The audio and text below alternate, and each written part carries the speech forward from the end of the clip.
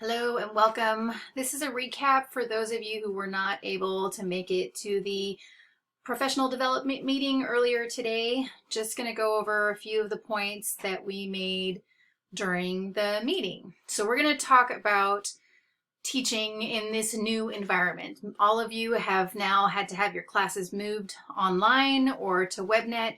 So there are a couple of issues that I want to discuss before we go too far. We're going to go over welcoming your students to this new environment, ask you some questions to think about the format of your class, so online, WebNet, or hybrid, and then talk about some best practices in managing your online presence. So first, welcoming your students.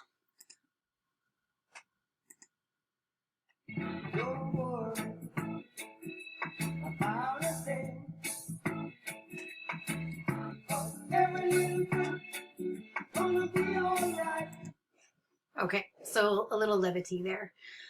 Just to reassure you, it is going to be okay. You'll get through this. Your students will get through this. We're all in this together.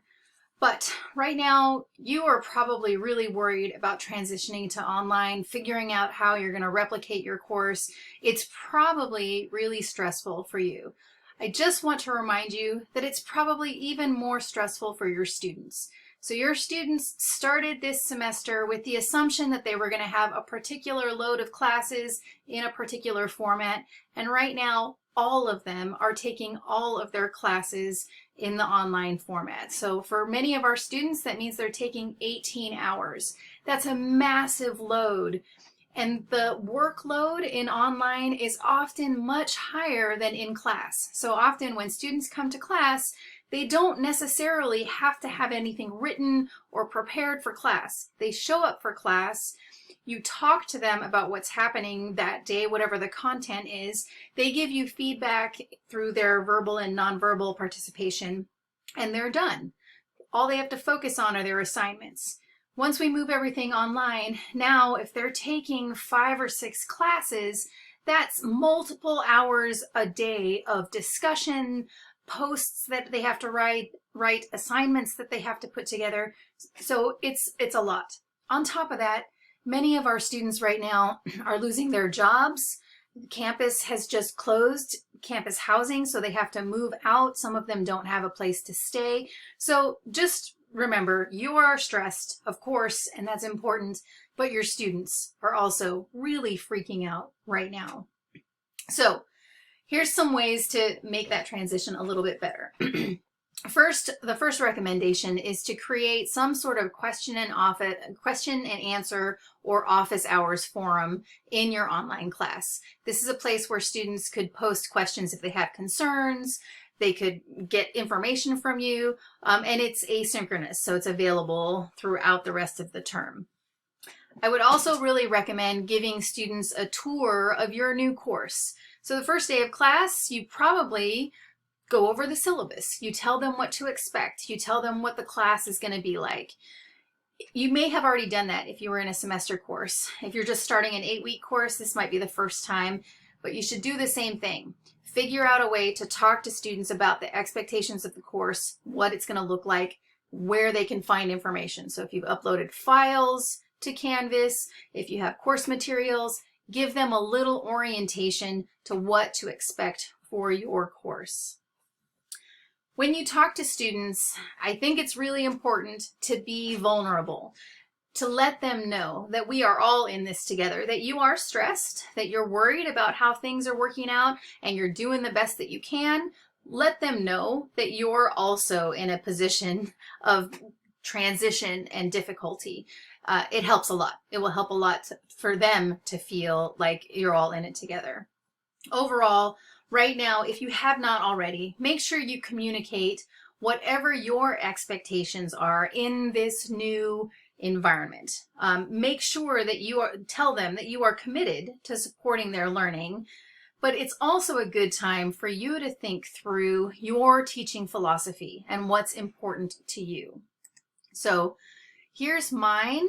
This is what I post in my online classes. It's a truncated version of my teaching philosophy.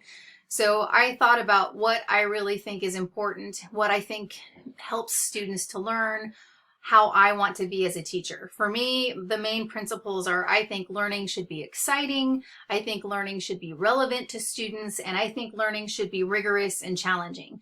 I know those are my important positions in terms of my teaching. So when I make modifications for a class that suddenly has to go online, I know I still want to make sure that the content is relevant to students. So I want to make sure I keep activities that bring this alive for them.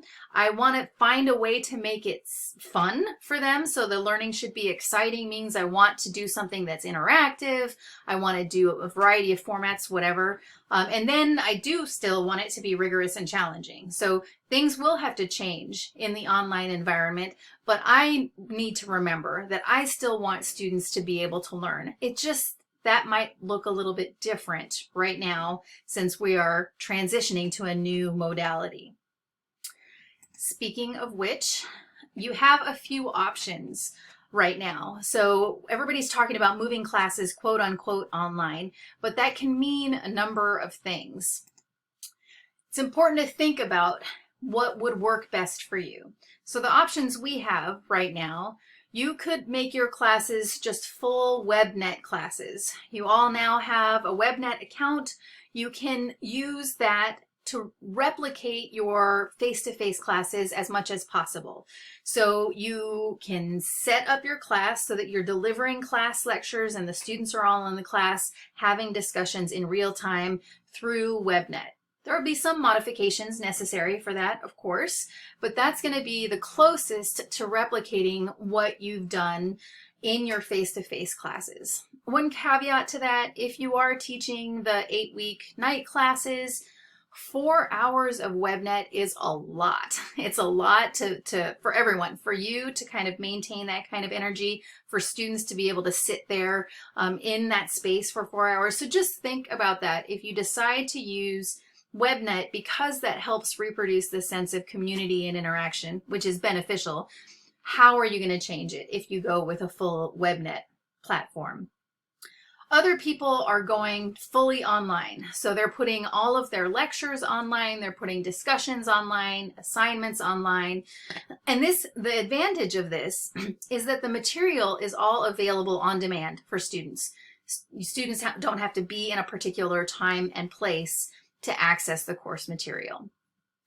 There's also the hybrid format. So many faculty are now considering perhaps giving class lectures and discussions through WebNet, but having all of the assignments online, or they're posting their lecture notes online, or they're recording their WebNet lectures and then uploading them online in case students don't have access right at the time and place. So think about what works best for you. Decide which modality you are going to use to deliver the content and to engage with students. Once you do, no matter which format you choose, you're still going to be spending a lot more time online than you did in the past.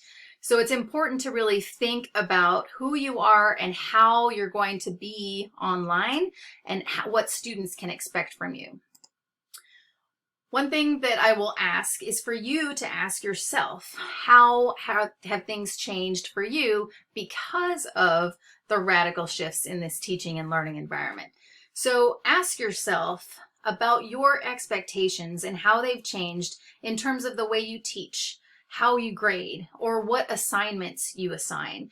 Just think and be intentional about what you are doing now, recognizing that it's going to be difficult to replicate everything that you have done and make it exactly the same in this new virtual environment. So just think about your expectations. Likewise, think about your expectations for your students. So you probably have a certain set of expectations of how students will engage with you in your face-to-face classes. You probably have certain expectations for what kind of work they will submit, their performance in that class.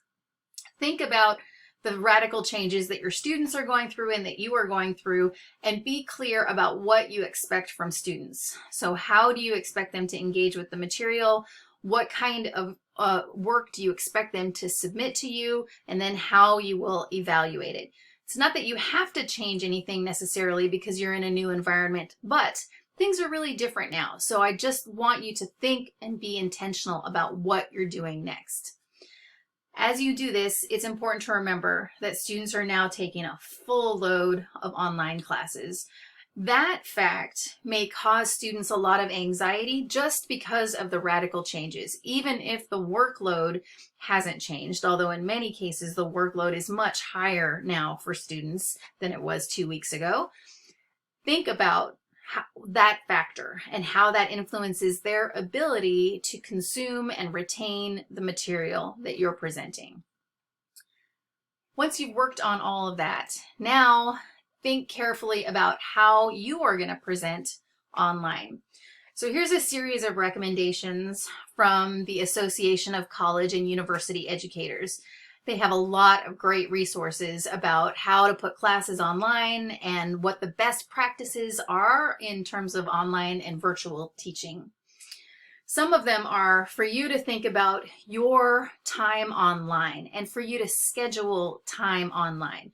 So normally, if you have a face-to-face class, you schedule your class time and you are in class during those blocks of time. What are you going to do to replicate that in the online world? So are you going to have certain blocks of time per day that you are on the online platform? If so, communicate that to students. Tell them, I'm going to be online checking email and checking the course during these times, these hours, or these days, or whatever it is. Just be explicit for students. It's a good idea if you can be available at high traffic times. So students, particularly in the online environment, they are going to be busy and be online usually just before a discussion or an assignment is due. That would be a really good time for you to be available and checking your email or checking the Q&A or whatever format you've set up to communicate with students. The chances are good that they're going to have questions just before an assignment is due. No matter what, just communicate that to students when you're going to be available. The best practice in communication online is to respond to student inquiries within 24 hours. This does not mean that you have to be on call 24 hours a day, but when students send a message, if you can't attend to it right then, if they've asked you something complicated or if you have to do some research in something, respond to students and say, I got your message, can't attend to it right now, I will respond to you at X date, X time, whatever else. Part of the online uncertainty is that they don't know when to expect you to be available. So when they have a face-to-face class, they know you'll be available during class time. They can come see you before class or after class. They know they're going to get feedback from you. That's already scheduled. Online, they don't have that same sort of certainty. So just let them know when you're going to attend to their message. Then usually the kind of feedback that we give students about their performance happens a lot in the class. So while they're in class, we can read their faces, we can give them feedback about this is what I'm looking for, this is a good comment, thank you for framing it that way. In the online environment, we don't have that same sort of meaningful back and forth feedback for the students. So it's really important that you give them some concrete and meaningful feedback on anything that they turn in or whatever they're doing to participate in the virtual world. So if you have discussion sections or discussion questions, which are a really helpful way to get students to reflect on the material, assign a grading rubric. First, to let students know what you're looking for. Include things like the frequency that students need to post, how much content they need to include, how much writing they need to have, what parts of the course material they need to comment on in the post. If you design that rubric, post it ahead of time so students know what you expect from them. And then when you grade it, first of all, having a rubric will help you grade it easier, particularly if you use the speed grader function in Canvas. You can then provide specific feedback on those discussion posts. When you do, make sure that you include some positive comment, point out something that the students are doing well, and then you can also include the things that students need to improve on. Another way to keep in touch with students, to reassure them that you're still there and that you're still paying attention to the course, is to post frequent announcements. So there's an announcement function in Canvas. Make sure that you post announcements fairly regularly, letting students know what changes have happened with the course, reminding them about upcoming assignments, framing what the topics or tasks for the week might be. Just be in communication, giving them announcements. Also consider posting virtual office hours, and you can do this in a couple of ways. So you can create a new discussion forum that's a question and answer, or you could call it virtual office hours, and you can tell students that you'll be monitoring those questions or attending to those questions at particular times. So students can post their questions at any time, and you tell them, I'm gonna check the virtual office hours on Tuesdays at 5 p.m. Then check it at Tuesday at 5 p.m. and answer those questions at that time. To the extent that you can, trying to create chat opportunities for students or other ways for students to engage. So sometimes in discussions, it can be helpful to ask students to comment on other students' work to kind of create the back and forth that you might have in a class. It's a little bit difficult, but it's a way to create opportunities for students to chat. You could also have just a cafe, a forum, where students can chat with each other about whatever, and you can let them know you're not going to monitor that, but students can give each other feedback or questions like they would when they get together before class or after class without you. So you could create some sort of a virtual cafe chat opportunity. Okay, Webster has provided a lot of resources for you. The first is the Knowledge Center, which is posted in Canvas. You should all have access to that. There are a number of links of things that you might need help with about transitioning online, questions about technology, questions about pedagogy. So see the Knowledge Center. You're welcome to post questions there also. But the Online Learning Center now has office hours. So this weekend, they have office hours from 9 a.m. to 5 p.m. The link is there, websteru.webex.com/meet/OLC training. They will be monitoring that WebEx room. You can just pop in and ask them a question. Ask them a question about anything, about how you put stuff online, how you create quizzes, how you create discussions. They're really willing and able to help you through all of that. So please take advantage of that resource. The OLC has put together several specific sort of webinars on specific topics. So coming up tomorrow, Tuesday and Thursday at noon, there's the supporting the students in your course during times of uncertainty. There will be specific discussions about that. And then Sunday at 3, Monday, Thursday, Friday at 9, I survived the first week of online teaching. Now what? They'll go over how to use quizzes and go over the grade book and assignments and SpeedGrader. So take a look at all of those possible resources. You can always contact me, Dee McCartney at webster.edu, and other people in the department. So that's it. That was our little training at the meeting today. If you have questions, please let me know. Otherwise, good luck to you. You're going to do great.